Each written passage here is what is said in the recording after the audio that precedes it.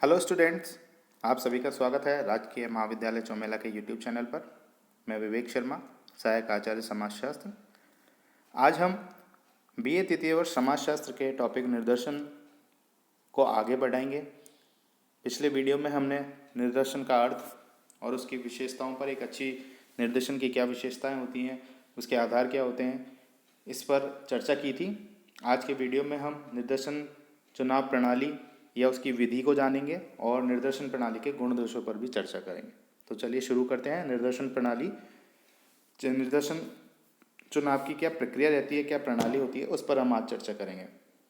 निर्देशन का चुनाव भी उत्तम निर्देशन का ही एक पक्ष है। निर्देशन जो एक प्रक्रिया है, यह एक तकनीकी प्रक्रिया है जिसके लिए अनुभवी एवं प्रशिक्षित व्यक्तियों की आवश्यकता होती है। निर्देशन के चुनाव करने के लिए हमें जिस प्रक्रिया से गुजरना होता है उसको हम कुछ विशेष बिंदुओं में बांट देते हैं, जिसका अध्ययन हम अब करेंगे। सबसे पहले समग्र का निर्धारण। जिस समूह या क्षेत्र से निर्देशन का चुनाव किया जाता है उसे हम समग्र कहते हैं। निर्देशन निकालने का सर्वप्रथम चरण समग्र को तय करना होता है। समग्र दो प्रकार के हो सकते हैं, एक निश्चित समग्र और एक अनिश्चित समग्र। निश्चित समग्र की इकाइयों की संख्या एवं गांव तथा नगर की जनसंख्या एवं भौगोलिक सीमा तय होती है। उदाहरण के लिए एक महाविद्यालय के छात्र की संख्या एवं गांव तथा नगर की जनसंख्या और भौगोलिक सीमा निश्चित होती है। ऐसे समग्र में इकाइयों को हम निश्चित रूप से जान सकते हैं, लेकिन कई बार समग्र की इकाइयां अनिश्चित भी हो सकती हैं। उदाहरण के लिए लक्स साबुन का प्रयोग करने वाले एवं सरिता के पाठकों की संख्या अनिश्चित है। अनिश्चित समग्र की भौगोलिक सीमा भी नहीं होती है। ऐसे समग्र की अनिश्चितता का कारण इसकी निरंतर परिवर्तनशीलता होता है। अतः निर्देशन के चुनाव से पूर्व हमें समग्र का निर्धारण कर लेना चाहिए। हमारा समग्र कोई भी भौगोलिक इकाई, गांव, नगर, संस्था, समुदाय या सामाजिक घटना हो सकता है। इसी प्रक्रिया का जो अगला चरण है वो है निर्देशन की इकाइयों का निर्धारण। समग्र के निर्धारण के बाद दूसरा चरण निर्देशन की इकाइयों को तय करना है। हमें यह तय करना होता है कि हमारे निर्देशन की इकाइयां क्या होंगी। यह इकाई व्यक्ति, संस्था, परिवार, समूह, व्यवसाय और निवास क्षेत्र आदि कुछ भी हो सकता है। निर्देशन की इकाई चार प्रकार की होती है। पहली भौगोलिक इकाई, जैसे कि राज्य, जिला, नगर, गांव, वार्ड आदि कुछ भी हो सकती है।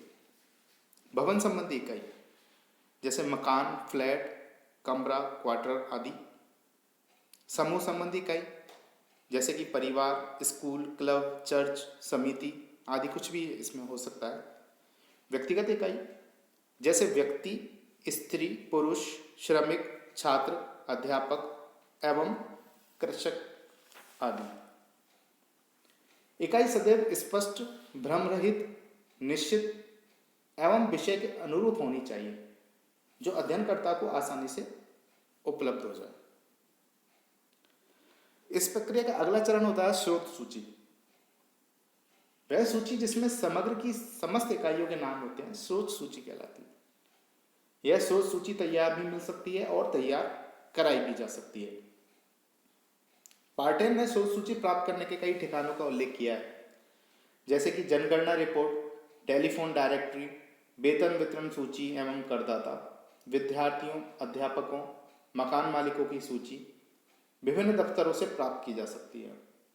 एक अच्छी स्रोत सूची के लिए यह आवश्यक है कि वह पूर्ण, नवीनतम, वैध, विश्वसनीय और विषयानुसार एवं सरलता से प्राप्त की जाने वाली होनी चाहिए।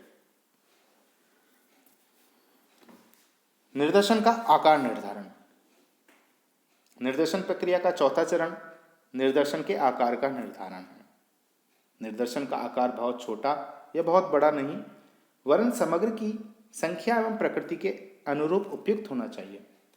निर्देशन के आकार का परिशुद्धता की मात्रा, समय, लागत तथा संगठन से सीधा संबंध रखती है। निर्देशन का आकार क्या हो यह कई बातों पर निर्भर करता है, जैसे समग्र की सजातीयता एवं विषमता, अध्ययन की प्रकृति, अध्ययन की विधि, वर्गों की संख्या, समय एवं धन की उपलब्धि, परिशुद्धता की मात्रा, विश्वसनीयता एवं प्रामाणिकता। निर्देशन पद्धति का चुनाव। निर्देशन प्रक्रिया का अंतिम चरण समग्र से निर्देशन निकालने की विधि का चयन करना है। निर्देशन पद्धति का चुनाव अध्ययन की समस्या, समग्र की प्रकृति, धन, समय एवं कार्यकर्ताओं की उपलब्धि एवं साधनों पर निर्भर करती है। निर्देशन पद्धति ऐसी हो जिसका प्रयोग आसानी से किया जा सके तथा निर्देशन निकालने में पक्षपात भी न हो। देव निर्देशन, सविचार निर्देशन, स्तरित अथवा निर्दिष्टांक निर्देशन विधियों में से किसी भी विधि का चुनाव इसके लिए किया जा सकता है। यह निर्णय अनुसंधानकर्ता को अपनी सूझबूझ एवं अनुसंधान संबंधी अपने अनुभव के आधार पर लेना होता है। तो बच्चों, आज हम निर्देशन प्रणाली या उसकी विधि को समझ चुके हैं कि एक निर्देशन का चुनाव करते समय एक अनुसंधानकर्ता को किन चरणों से गुजरना होता है। अब हम निर्देशन प्रणाली के गुण दोषों पर चर्चा करेंगे। सबसे पहले निर्देशन प्रणाली के गुण या उसके महत्व। आधुनिक समय में निर्देशन पद्धति का प्रयोग दिनों दिन बढ़ता जा रहा है। वर्तमान समय में संगणना अनुसंधान बहुत ही असुविधाजनक है क्योंकि इसमें समय, धन तथा श्रम अधिक मात्रा में चाहिए तथा विशाल क्षेत्र के अध्ययन में यह विधि अनुपयुक्त है। इस संदर्भ में AC रोजोनडोर लिखते हैं कि यदि सावधानी से चयन किया जाए तो निर्देशन पर्याप्त सस्ता ही नहीं वरन ऐसे परिणाम देता है जो बिल्कुल सत्य होते हैं तथा कभी कभी तो संगणना के परिणामों से भी अधिक सत्य होता है। अतः सावधानी पूर्वक चयन किया जाए तो निर्देशन वास्तव में त्रुटिपूर्ण, नियोजित एवं क्रियान्वित संगणना से श्रेष्ठ कर होता है। इसी संबंध में प्रोफेसर फिशर ने भी कहा है कि विभ्रमों के गणितीय सिद्धांतों पर आधारित होने के कारण निर्देशन में सूक्ष्मता व परिशुद्धता की धारणा प्रारंभ से ही प्रधान रहती है। निर्देशन के गुणों का उल्लेख करते हुए गुडे तथा हार्ट कहते हैं कि निर्देशन वैज्ञानिक कार्यकर्ता के समय की बचत करके कार्य को अधिक वैज्ञानिक रूप प्रदान करता है। किसी एक दृष्टिकोण से एकत्रित सामग्री के विश्लेषण पर अधिक घंटे व्यय करने की अपेक्षा वह समय को विभिन्न दृष्टिकोणों में परीक्षा करने में प्रयोग कर सकता है। दूसरे शब्दों में वह थोड़े मामलों का गहन अध्ययन कर सकता है। चलिए, तो अब हम निर्देशन पद्धति के गुणों को कुछ महत्वपूर्ण बिंदुओं में बांटकर उसे जानने का प्रयास करते हैं। सबसे पहला है समय की बचत। निर्देशन प्रणाली में समग्र में से कुछ इकाइयों का चयन करके उनका अध्ययन किया जाता है, इसलिए इसमें समय की बड़ी बचत होती है। समय की बचत एवं शीघ्र निर्णय आधुनिक युग की मांग है जिसे निर्देशन के द्वारा पूरा किया जा सकता है। धन की बचत। निर्देशन में कम इकाइयों का अध्ययन किया जाता है, अतः इससे धन की पर्याप्त बचत होती है। सामान्यतः सभी लोगों के आर्थिक साधन सीमित होते हैं, इसलिए सरकारी अध्ययनों के अतिरिक्त धनाभाव में अनुसंधान का संचालन एक कठिन कार्य है। निर्देशन में संगणना विधि की तुलना में स्टेशनरी, फाइल, कार्यकर्ताओं के वेतन, यात्रा भत्ता आदि पर कम खर्च करना पड़ता है। श्रम की बचत। चूंकि निर्देशन में कम इकाइयों का अध्ययन करना पड़ता है, अतः अधिक श्रम एवं कार्यकर्ताओं की आवश्यकता नहीं होती। इस प्रकार निर्देशन श्रम की बचत को प्रोत्साहन देता है। गहन अध्ययन। संगणना विधि में क्षेत्र विस्तृत एवं इकाइयां बिखरी हुई होती हैं, अतः उनके बारे में मोटी मोटी बातें ही ज्ञात की जा सकती हैं। निर्देशन में अपेक्षाकृत कम इकाइयों का अध्ययन किया जाता है, अतः उनके बारे में सूक्ष्म, विस्तृत एवं गहन जानकारी प्राप्त करना संभव है। परिणामों की परिशुद्धता। निर्देशन में अध्ययनकर्ता का ध्यान कुछ सीमित इकाइयों पर ही केंद्रित होता है, अतः उनसे प्राप्त निष्कर्ष अधिक यथार्थ एवं परिशुद्ध होते हैं। यदि निर्देशन का चुनाव सही तरीके से किया जाए तो कई बार इसके निष्कर्ष संगणना पद्धति के निष्कर्षों से भी परिशुद्ध होते हैं। तथ्यों की पुनर्परीक्षा। किसी भी अनुसंधान में प्राप्त निष्कर्षों की विश्वसनीयता को ग्राह्य करने के लिए उसकी पुनर्परीक्षा की जाती है। चूंकि निर्देशन में कम इकाइयों का अध्ययन किया जाता है, अतः पुनः जांच करने के लिए उनमें से कुछ इकाइयों का चयन कर अध्ययन करना सरल होता है। प्रशासनिक सुविधा। निदर्शन में इकाइयों की संख्या कम होने के कारण प्रबंध एवं प्रशासन के आयोजन एवं संगठन में सुविधा रहती है। एक ओर तो अनुसंधान में कई कार्यकर्ताओं को नियुक्त करना पड़ता है, अतः उन पर नियंत्रण रखना भी आसान होता है, और दूसरी ओर सूचनाएं संकलित करने से संबंधित परेशानी भी कम हो जाती है, जिससे अनुसंधान का संगठन सरल हो जाता है। निदर्शन की अनिवार्यता। कई बार सामाजिक अनुसंधान में निदर्शन विधि का प्रयोग अनिवार्य हो जाता है।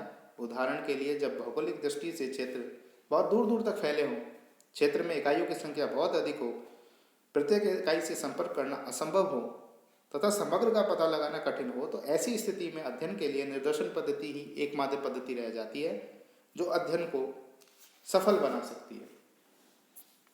अब हम निर्देशन प्रणाली के दोष या उसकी सीमाओं पर चर्चा करेंगे।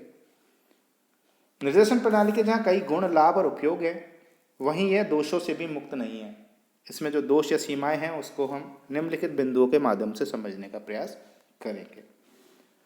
अभिनति की संभावना। अभिनति यानी कि पक्षपात।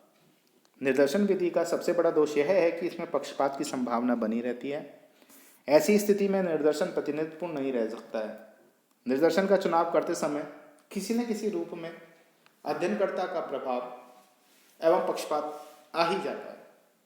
तब निर्देशन द्वारा प्राप्त निष्कर्ष विश्वसनीय एवं प्रामाणिक नहीं रह जाते हैं।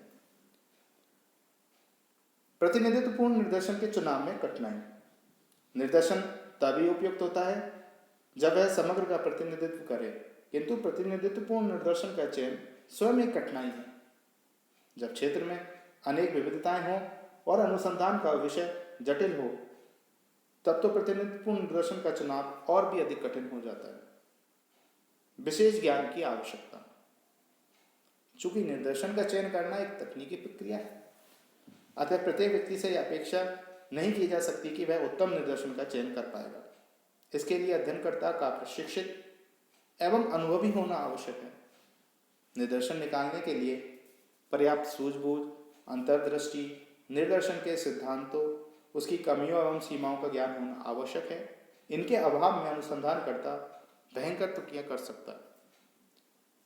निर्देशन पर कायम रहने की कठिनाई। निर्देशन में इकाइयों की संख्या कम होती है, फिर भी चुनी गई इकाइयों पर कायम रहना कई बार बहुत कठिन होता है। उदाहरण के लिए, जब निर्देशन में ऐसी इकाइयों का चयन हो जाता है जो दूर दूर बिखरी हों, उनसे संपर्क करना कठिन हो, तो ऐसी स्थिति में उन लोगों के स्थान पर अन्य लोगों का चयन करना पड़ता है। इस परिवर्तन में निर्देशन में पक्षपात आने की संभावना रहती है। निर्देशन की असंभावना। जिस प्रकार से कई अध्ययनों में संगणना पद्धति का प्रयोग असंभव होता है, उसी प्रकार से कई निर्देशन पद्धति को काम में लेना भी असंभव होता है। उदाहरण के लिए, जब समग्र बहुत छोटा हो, उसमें अनेक विविधताएं हों और सजातीयता का अभाव हो, जब शुद्धता की 100% आवश्यकता हो और प्रत्येक इकाई की दृष्टि से बहुत ही महत्वपूर्ण हो, तो ऐसी स्थिति में निर्देशन विधि अनुपयुक्त होती है और उसके स्थान पर संगणना विधि का ही प्रयोग करना पड़ता है। इन सभी सीमाओं के बावजूद भी निर्देशन के महत्व से इनकार नहीं किया जा सकता। मूल बात यह है कि निर्देशन का चयन उचित मात्रा में और उचित रीति से किया जाए। तो बच्चों, आज हमने निर्देशन की प्रक्रिया को जाना, उस विधि को जाना जिससे निर्देशन का चुनाव किया जाता है, और निर्देशन के गुण और दोषों पर भी विस्तार से चर्चा की। मैं उम्मीद करता हूँ कि निर्देशन के गुण दोष और उसकी प्रक्रिया को समझने में मेरा ये वीडियो आपके लिए काफ़ी महत्वपूर्ण साबित होगा। मेरा वीडियो अंत तक देखने के लिए मैं आप सभी को धन्यवाद देता हूँ।